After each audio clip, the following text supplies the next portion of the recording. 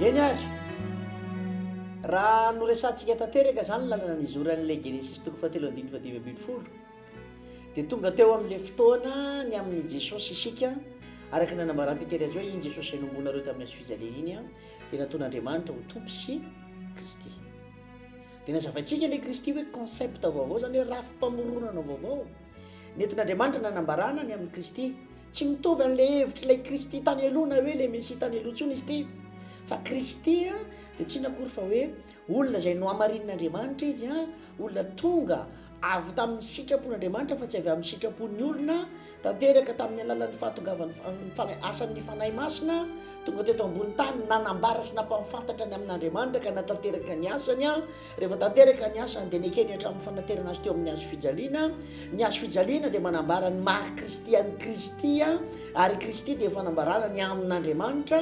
Ary rehefa natsangana tamin'ny maty izy a dia nambarany Petera iny dia nataon'Andriamanitra ho tompo sy Kristy. Nanomboka hatreo zany dia izay le izy. Ary ny fahalala'Andriamanitra dia niova ka nambarany Petera manao hoe iny le Andriamanitra izay le toriko sy ambarako aminareo zao a dia tsisy akory fa le Andriamanitra mpanangana amin'ny maty. Mbola nanamafy an'izany ny apôstôly Paoly a ao amin'ny Korintiana 2:2 hoy izy manao hoe fa ninia tsy ahafantatra zavatra hafa teo aminareo aho afa Jesosy Kristy indrindra fa izy voaombo tamin'ny hazo fijaliana. Le tery ambony moa izy dia hoe fa ny fahendren'izao tontolo zao dia tsy fa ny fahendren'Andriamanitra dia tsy natonga izao tontolo zao a ahalala an'Andriamanitra. Fototry ny fiavian'ny tompo, fototry ny fahatongavan'i Kristy tombony tany a dia nitondra ny fahalalana an'Andriamanitra.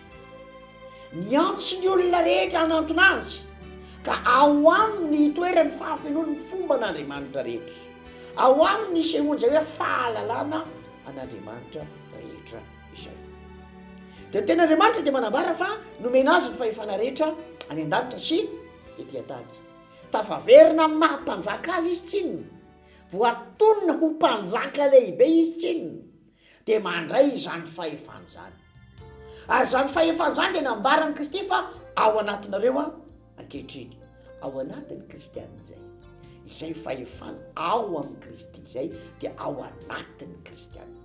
Ary ny kristianina zany dia olona tafaverina amin'ny fahalalan'Andriamanitra noho ny amin'ny tamitara izay niainan'i Kristy Jesosy ka niekeny ka nisafidy izy, ary nisafidy izy ny hoe manomboka hatramin'izao ity zao ity noho ny amin'ny Kristy sy ny tantara izay niainany a, noho ny finoko mahazanak'Andriamanitra azy na amin'ny fiainako fa tompo sy Kristy izy, dia hifidy a ny hitovy fahalalana ny tsara sy ny ratsy amin'Andriamanitra. Rehefa mifidy an'izay le olona dia eo no miainga ny tantaran'i Kristy. Eo zany le norme ny fitsanganana tamin'ny maty. Dia ozy izy ny ten'Andriamanitra Korintiana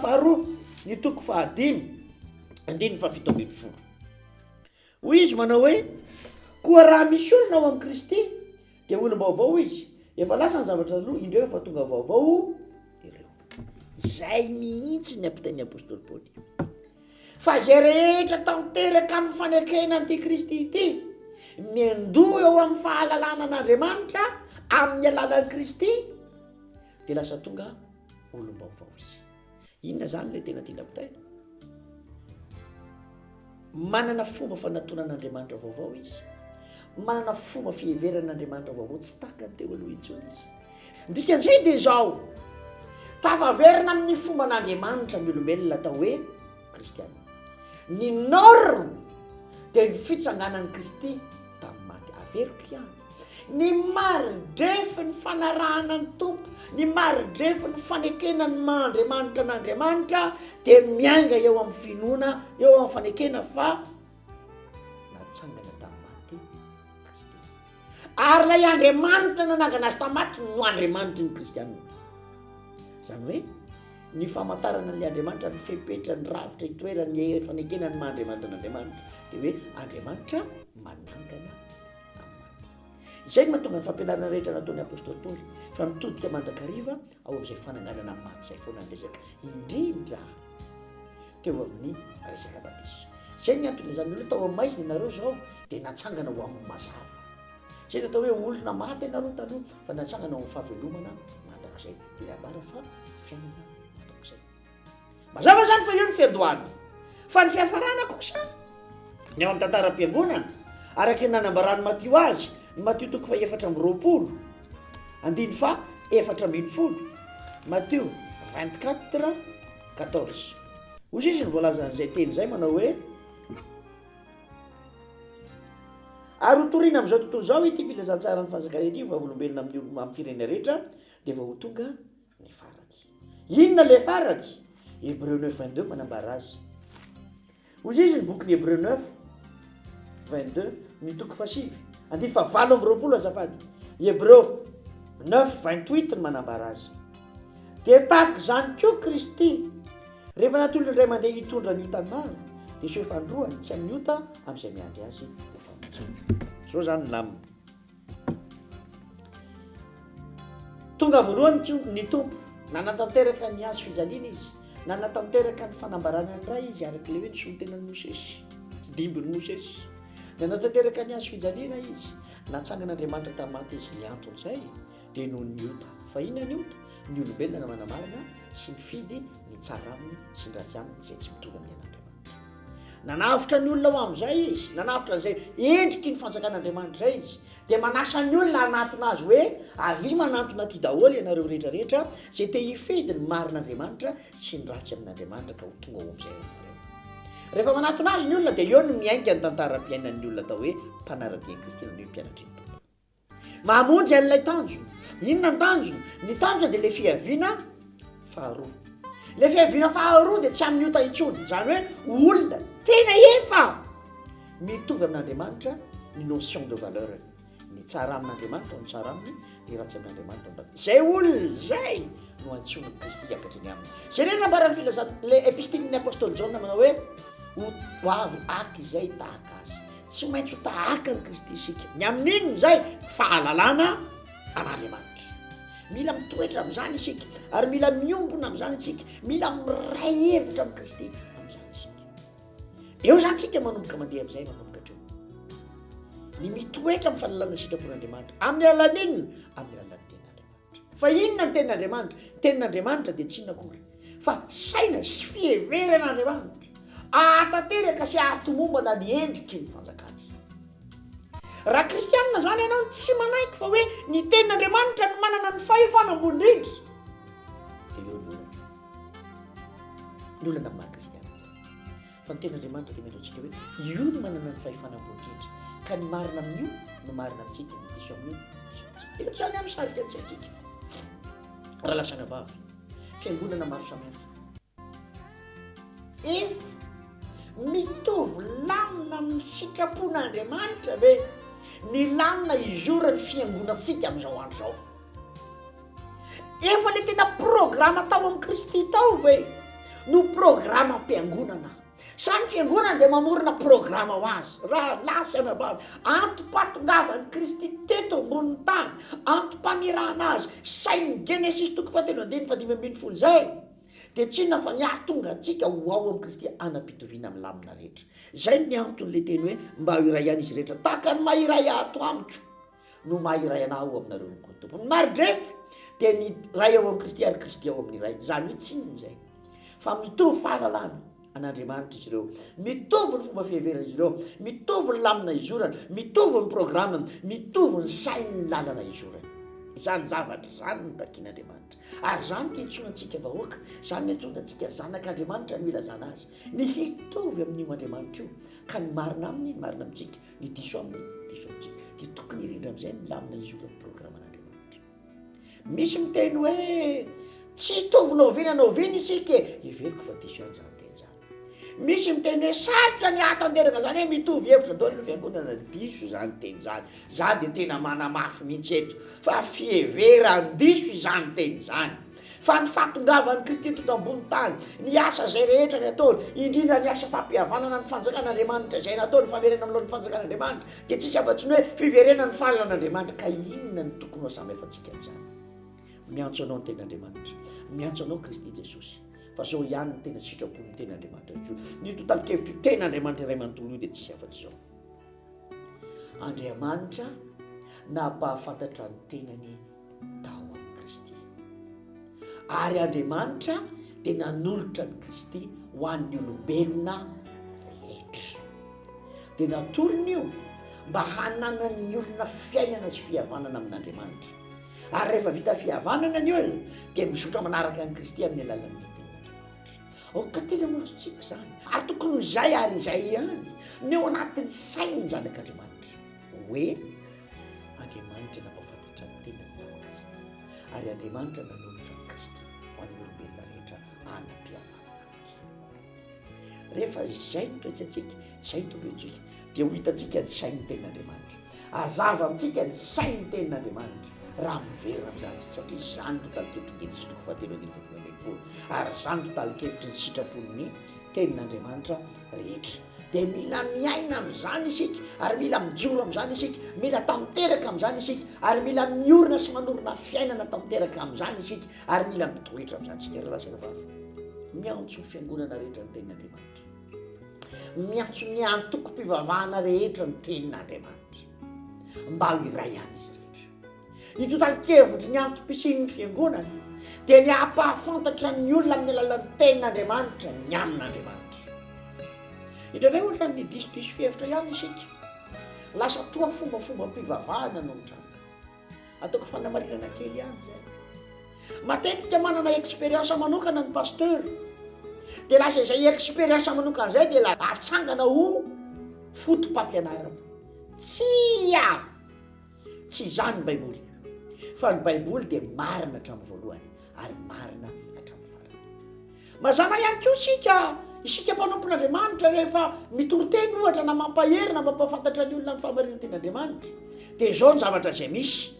Ilay eksperiensa ny ainana izay niveny indroa telo inefatra ka tamteraka teo amin'ny zava-misy. Ohatra, nisy olona nanantona nisy fahasalamana dia niroasina devoly ohatra. Dia rehefa niroasina devoly ilay olona dia lasa tonga nay nananton'Andriamanitra. Dia izay lasa fotom-pampianarana hoe raha tsy roasina devoly dia tsy afaka ho tonga kristianina. Diso zany, tena diso zany. Ny antony ilazana zany hoe diso dia izao, tsy mifono na atao hoe tradition no entina marinana ny tenin'Andriamanitra, fa ny tenin'Andriamanitra dia marina hatramin'ny voalohany. Ny toroteny zany total-keviny dia izao, fanambarana sy fanazavana amin'ny olona ilay fahamarinan'ny tenin'Andriamanitra, fa tsy hoe le fomba nyainanao, le eksperiensa nyainanao dia hitadavana tenin'Andriamanitra ahamarina azy. Tsy izay, fa ny tenin'Andriamanitra dia marina. Ka ninona zavatra ataonao dia mitovy foana hoe le fahamarinan'ny tenin'Andriamanitra no mahamarina io zavatra io. Zay mahatonga ny bokin'ny Hebreo milaza manao hoe Andriamanitra no niarana nambara tamin'ny lalan'ny famantarana sy ny fahagagana. Zany hoe ny tenin'Andriamanitra dia efa marina foana. Tenin'Andriamanitra tsy diso mihitsy. Noho izany asehon'Andriamanitra amin'ny alalan'ny fahagagana fa marina, porofon'Andriamanitra amin'ny alalan'ny fahagagana, amarin'Andriamanitra amin'ny alalan'ny fahagagana fa marina ny teniny. Tokony izay zany titsika ity. Ny tenin'Andriamanitra toriana sy ambara ary marina hatramin'izay io ary marina mandrakizay ny tenin'Andriamanitra. Hoy ny tenin'Andriamanitra, ny teniko dia tsy ho levina mandrakizay hoy Jesosy. Aoka zany tsika hanana zany fahnavozan-tsaina zany mba ho sary hanana zany fahnavozan-tsaina zany hoe tsy ny eksperiensa no atao hoe filazantsara, fa ny filazantsara dia izay rehetra no lazain'ny tenin'Andriamanitra. Ary ny filazantsara dia mahakasika ny any an-danitra, ny olombelona eto an-tany ary ny any amin'ny elo. Zany hoe azavaiko ilay resaka, ny filazantsara dia natokana ho an'ny olombelona ka mitondra fiainana any an-danitra ary mitondra zava-mitranga any ambany ihany koa. Ohatra ny filazantsara izay raisika atao anatin'ny tenin'Andriamanitra, ny filazantsara amin'ny fanjakan'Andriamanitra. Rehefa tafaverina iny dia izao, lasa tafaverina amin'Andriamanitra ny olombelona teto ambony tany ary lasa chômage teknika ny tany amin'ny elo noho ny olombelona teto ambony tany. Mila azontsika tsara zay, fa zay no atao hoe filazantsara. Ny hoe filazantsara dia tsy inona fa filazana zavatra tsara. Zay mahatonga azy ambara hoe vaovao mahafaly. Ka tsy isika indray no ampitahotra ny olona amin'ny alalan'ny asa fitoriana raha asana vavy mba hajanona misy ny terrorisme évangélique ity le terrorisme tiako lazaina dia hoe ampitahorina devoly ny olona mba hiditra hamonjy ny Kristy. Tsia! Ny filazantsara dia tsy fampitahorana, ny filazantsara tsy fampiorohorona, fa ny filazantsara dia fitondrana fiainana eo amin'ny. Ka raha vao tsy mitondra fiainana eo amin'ny olona ny afatra hoentsika dia tsy filazantsara zay. Zay no tokony ho fantatra indrindra. Inona zany ny filazantsara?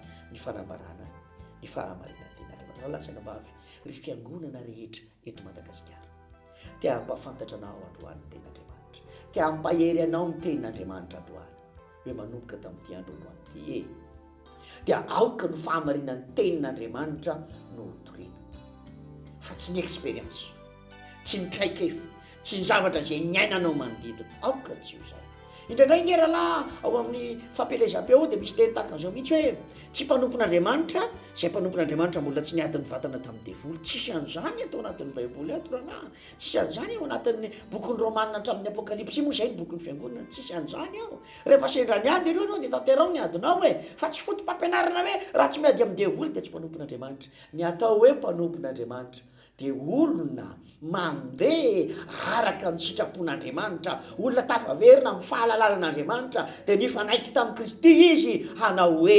androany manomboka androany dia io iara itory ny fanjakanao apita amin'ny olona zany fahamarinana zany ny antom-pisy ny mpanompon'andriamanitra tanjona ray napetrak'andriamanitra atratra ny ohotry ny fahalehibiazan'i Kristy zay ny antony fisiny ny mpanompon'andriamanitra zany hoe hitondra sy ampahafantatra ny fahamarinany tenin'andriamanitra ny fahefan'ny tenin'andriamanitra ny olona ka izay fahefany zay no mitransforme na manova ny olona tonga ny olona atratra ny fahafenon'ny Kristy inona ny fahafenon'ny Kristy izy no endrik'andriamanitra tsy hita inona ny tiana ampitaina amin'izany tiana ampitaina amin'izany dia tsotra izy no mamerina aminao amin'ny alalany no ahafahany olona rehetra ho tafaverina ahafantatra hiara iaina hiara hitoetra ary hiara hirindra amin'ny tsara amin'andriamanitra sy ny ratsy amin'andriamanitra raha fitiniko ny teny zany dia tsotra raha lasana bavy fotoana mety zao hiverenantsika hisafidianantsika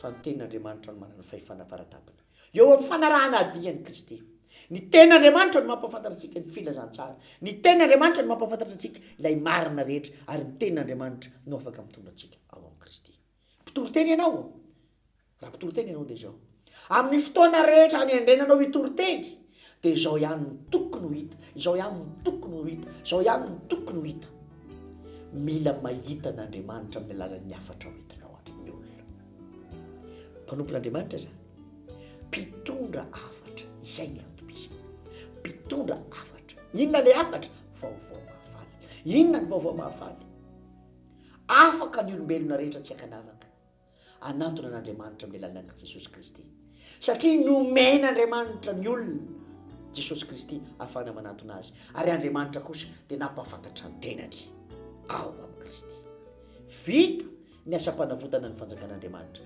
tanteraka ny asana ny ranan'i Kristy dia nipetraka any amin'ny toerana nametrahana azy izy nafenina atsika izy mba hanana fiainana any mba hanana fiainana any an-danitra any izy hanomana no avo ny tantaran'ny fiangonana le fiaviana faharoa fa izao sy anao kosa notolorana ny tenin'andriamanitra sy ny fanahy masina mba hahafahantsika mandeha ary raha handeha tsika dia handeha anatratra ny fitoviana amin'ny Kristy fa inona ny tokony tratrarina ny fitoviana amin'ny Kristy ny fahalalana n'andriamanitra izay ny maha-kristianina antsika ny atao hoe mpianatry ny tompo dia olona mahalala n'andriamanitra ny atao hoe mpianatry ny tompo dia mitovy fomba fijery amin'andriamanitra ny atao hoe mpianatry ny tompo dia olona nalain'andriamanitra ho an'ny tenany ho vavolombelona eto amin'izao tany izao vavolombelona inona vavolombelona ny fahamarinana vavolombelona inona vavolombelona ny anara vavolombelona ny fahalalana azy ahoana ny fahalalana azy le andriamanitra kristianina dia le andriamanitra manangana amin'ny maty izay ny fiantsonana izay ny fiantsonanao ao anatin'izay norme zay no nametrahana antsika